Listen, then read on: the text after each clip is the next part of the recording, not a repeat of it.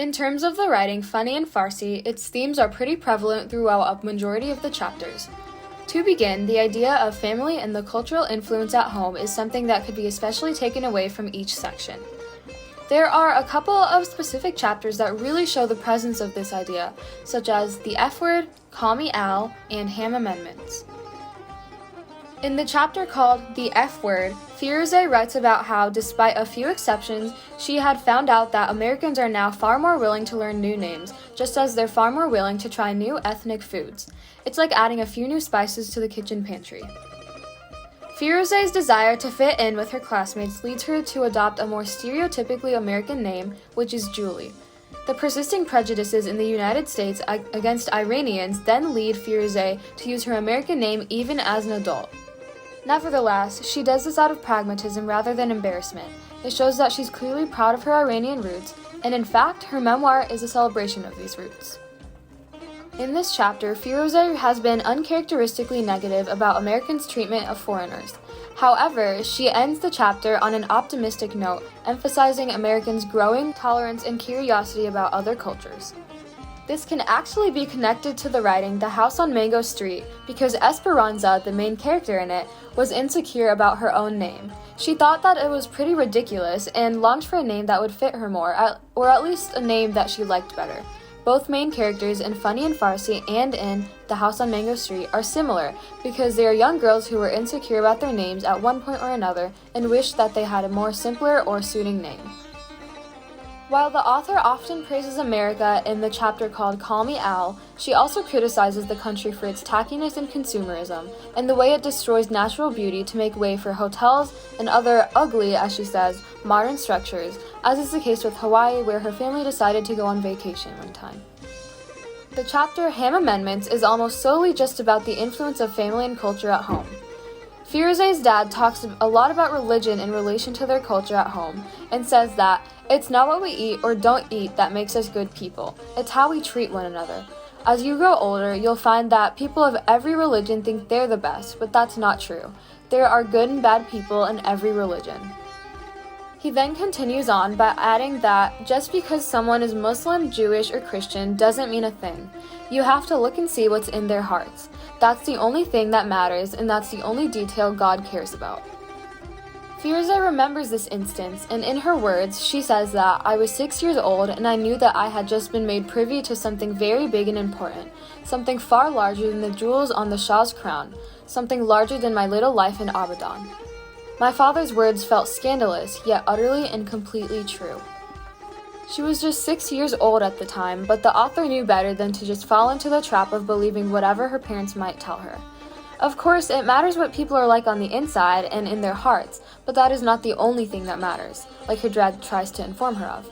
She uses figurative language in the text, such as a hyperbole, by stating how this issue was something very big and important, something far larger than the jewels in the Shah's crown, something larger than her little life in Abadan. From this, you can definitely tell that the problem was taken to heart by such a young girl because she thought that she could be saving her dad from something super dangerous. The tone and the voice of the author really puts this all together because not only is she trying to make this all amusing, but it also really ties all the themes together because readers can see the amusing aspect of real-world problems, and this book has a lot to do about that. My theme was assimilation into society, specifically American society. To begin with, as shown throughout the book, American and Iranian culture are quite different from one another. A prime example of this was shown in Swoosh Swoosh, where, in just the first 3 pages, multiple comparisons were made between the US and Iran, such as the differences in marriages, like how while Americans value love-based marriages, Iranians prefer logic-based or arranged marriages. Another big difference is the food and food preparation. While in Iran, food is always meticulously prepared, most people here tend to prefer fast food or any easy-to-cook meal. This presented some difficulties in assimilating to the US, since Firuze and her family still seemed to rather prefer Iranian over American food. As was mentioned in the quote, since Iranian flavors are quite different from the flavors found in American convenience stores, most of the purchases ended up in the trash. Dumas 25. So rather than assimilating, Firuze and her family acculturated into American society. America, Land of the Free is a really good example of this. This shows how while they celebrated Thanksgiving and they ate turkey, they still retained their culture by also eating traditional Iranian food. Besides simply retaining their own culture, Firuzat and her family take it a step farther and actually also try to mend the reputation of their mother country by actively trying to educate people about Iran.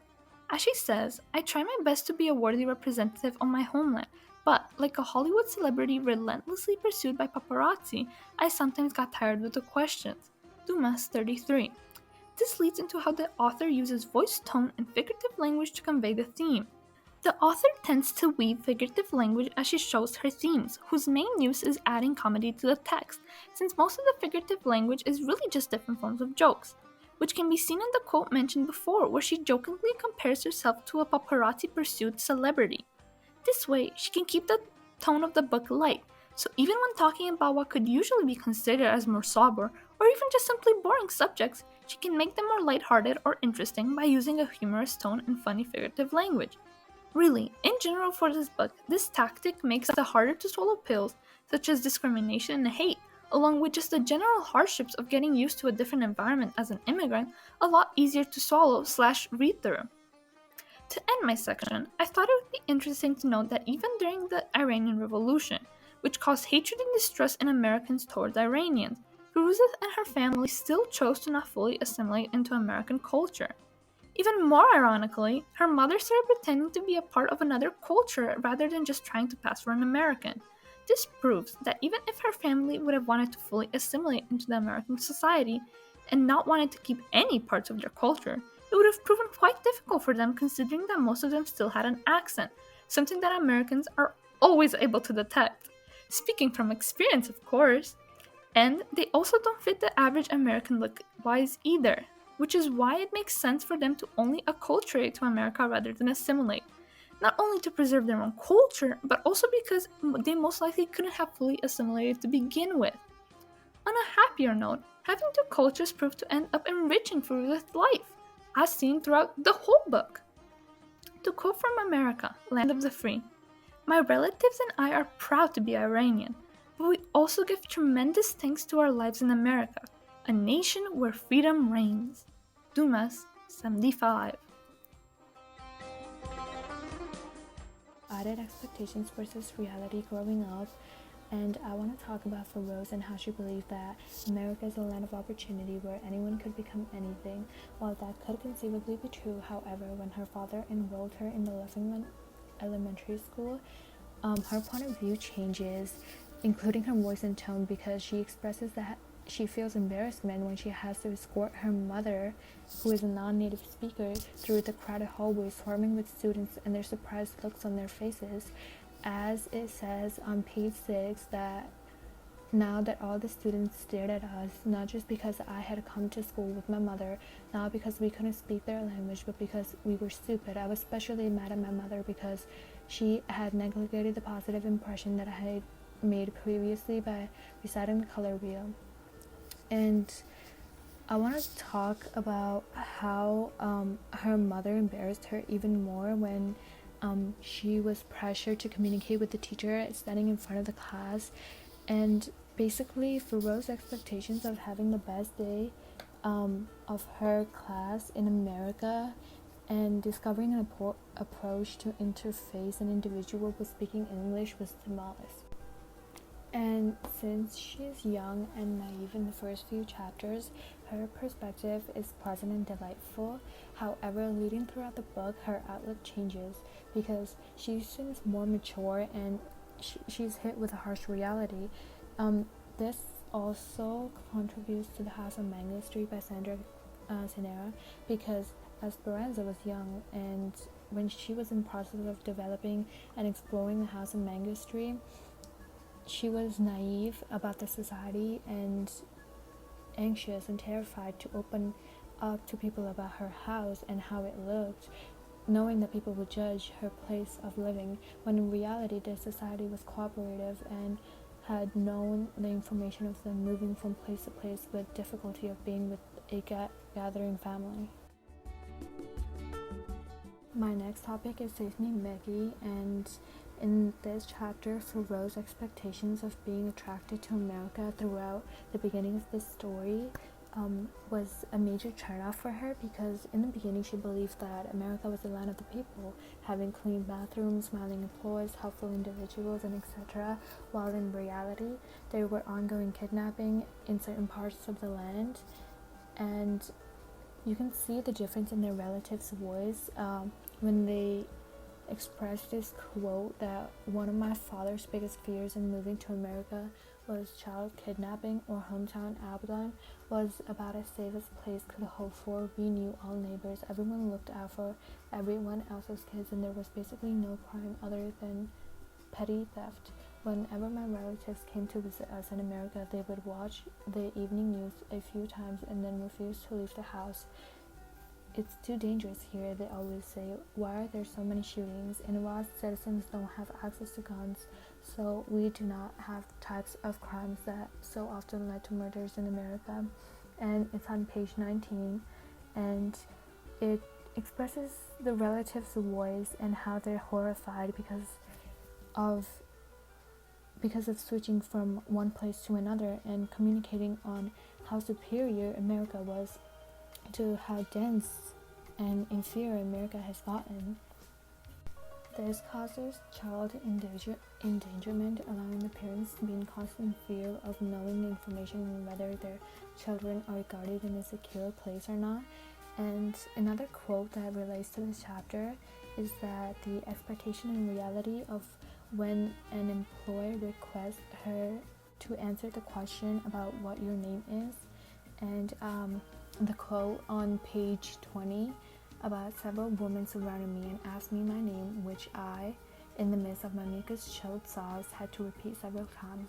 What kind of name is that? One of them asked. It was as if I was doomed to answer the same question over and over again for the rest of my life. This expressed a symbolic idea about her getting lost, and how she begins to realize the truth in America, depending on the treatment she received the moment they welcomed her when she was lost, and made false assumptions based on her name and language and where she belonged. And my last topic is Kazim and Nazira, and in this chapter I want to talk about how Feroz and her father Kazim were enthusiastic and cheerful to their heart's content, because their daughter Feroza has come from the bottom and achieved her name on the author's list. As it says on page 190, that my extended biological family, whose English allowed them to read the book, loved it, agreed that I have very accurately captured the different personalities. My mother's English prevented her from reading the book. I did, however, let her know what I had written. She gave me her blessings. This shows that even though Feroza, when she came to America, she had trouble in English and was judged in school based on her culture, she has achieved tremendously in her English and confidence to put herself out there and be defined as one of the Iranian authors. And I also want to talk about how she was not confident at first and assured of herself, because she expected the book to be a failure since she was not an English expert, and was not able to address particular words in the book. But she has still shown her true potential. As said on page 196, that a few months prior to publication, my book started being reviewed and mentioned on radio and on the internet. This led to change in ranking, with my book reaching the low 14,000s, and my father was ecstatic.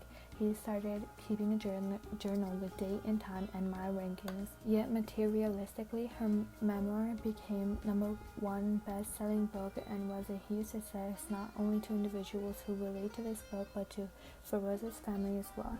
They were astonished by the unexpectedness of Feroza's book and had made them extremely proud of knowing that she had accomplished a lot during her years in America and achieved more than their family could ever imagine. This connects with all the themes to convey the message that America is truly filled with opportunities and expectations. Reality being from different religions, speaking a contrasting language, having a different culture/family is a different experience for each and every individual, but with determination, anyone can achieve anything in America.